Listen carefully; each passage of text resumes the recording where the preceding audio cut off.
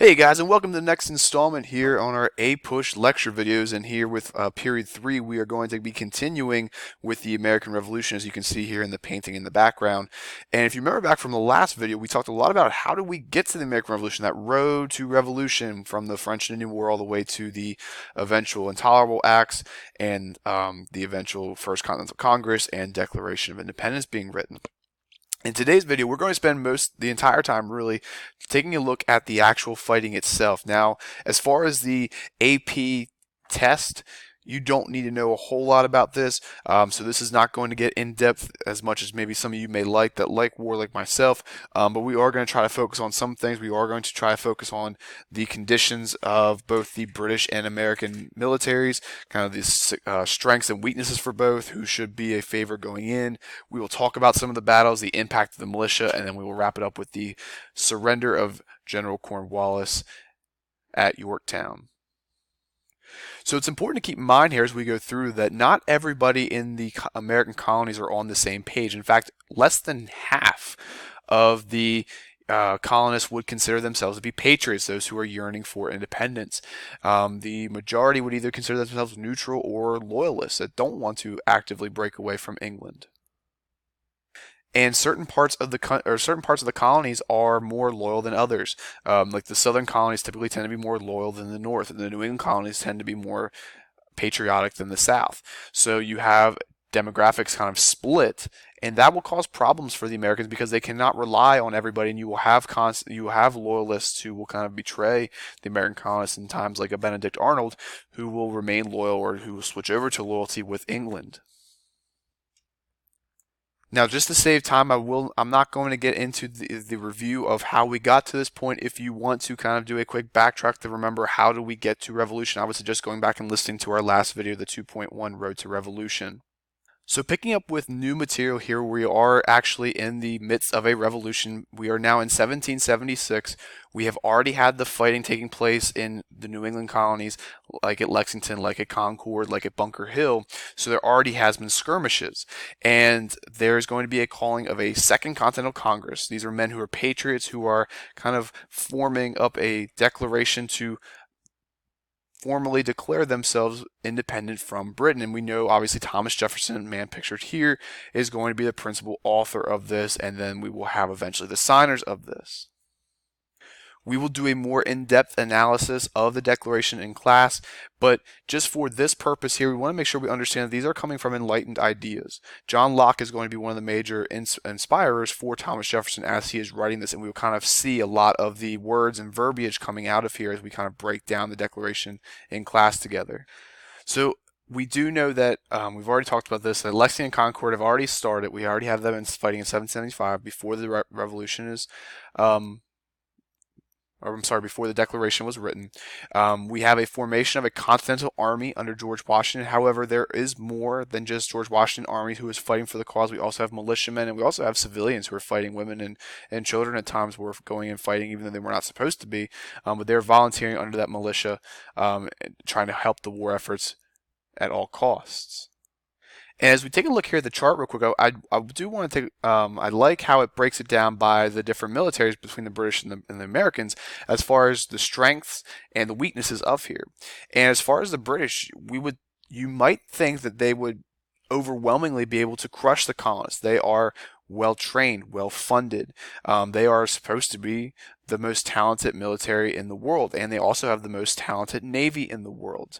However, a lot of them don't really care. They don't have a whole lot of sympathy, or they don't have a whole lot of sympathy for the crown here. They don't want to be in the colonies. They're not very familiar with the territory. So when the backwoods fighting starts to take place and the militia are taking them out one by one, they are struggling because they're not used to this style of warfare. On the side of the colonists, you have a familiarity. You have the leadership of George Washington. You have a cause that they are fighting for. They are motivated. They are fighting for independence. These men who are fighting in the United States military, they are patriots. They want to break away from England. They have something to fight for. And that we know that will kind of outweigh the fact that they are short on ammunition, supplies, food. They don't have a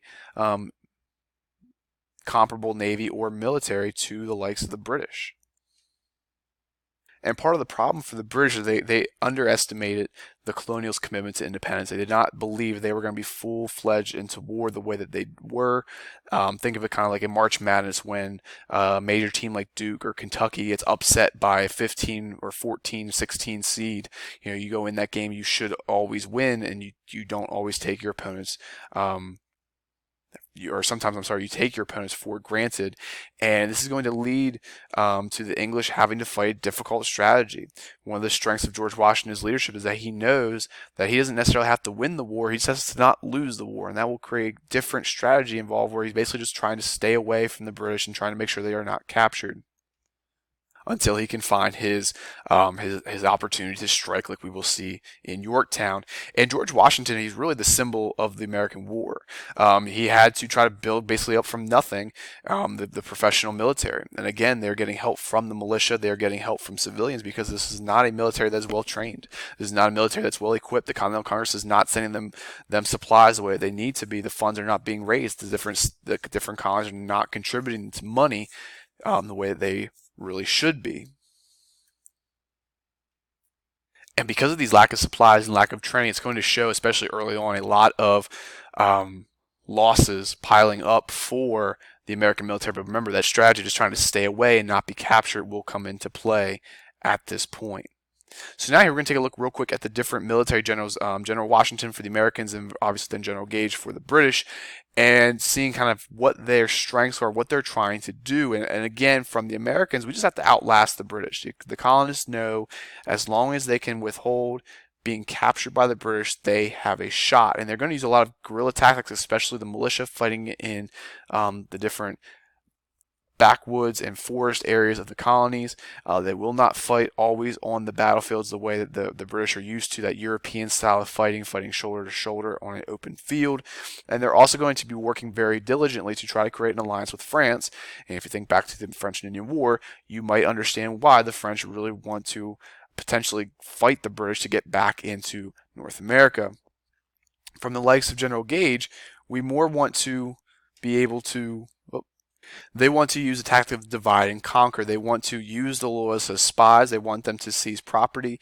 They are going to encourage slave revolts by giving slaves freedom for fighting for the British. They're going to try to cut the South from the North because they know that with the industry primarily coming from the North, they can try to quarantine the different colonies from each other and try to eventually prevent trade or blockade the ports to make the Americans really hurt economically and really run out of supplies. And that would make sense because they know that the Americans are trying to outlast them. So what are we going to do? We're cutting off their supply chain. So from a very early on part of the war, from 1776 to 1777, it is going to make it seem like the American victory is impossible. The British's victories are piling up. Washington has lost New York. They have basically lost at every major battle. They have even the ones where they have less casualties, like at Bunker Hill. They are still going to be backing up farther and farther, and victory is seeming very bleak. Washington knows that he has got to do something to gain the respect back of his troops and to kind of increase morale, so a lot of them are not ditching and running off. And one of the things that he does, a miraculous and brilliant victory for him and the Americans, is that on Christmas Eve in 1776 they're going to make the famous trip across the Delaware River to surprise the British in Trenton and Princeton, and is going to get a victory very early, or very early on in the morning, victory for them on Christmas Day to push the British out of New Jersey. And here is that famous painting kind of showing the likes of the American troops kind of moving their way across the Delaware. You can see the frozen ice here portraying that of it being December of 1776 here. And while all this is happening on the foreign side, or on the diplomacy side, you have Benjamin Franklin, who's essentially a American diplomat in France who is trying to convince King Louis to send over troops or send over supplies to help the Americans defeat the British. Remember, again, the French were kicked out of North America by the British, so they potentially would want to garner and get back into North America and help the American colonists kick the British out of North America. And King Louis was eager to do this, but he needed to show that the Americans had a chance to win. They did not want to join a losing cause, especially after having the failures of the French and Indian War. And the Battle of Saratoga in New York is going to be a real kind of turning point, because that is going to be when the French decide, all right, we believe that the Americans have a chance to win the war here. Let's go ahead and join their efforts and defeat the British.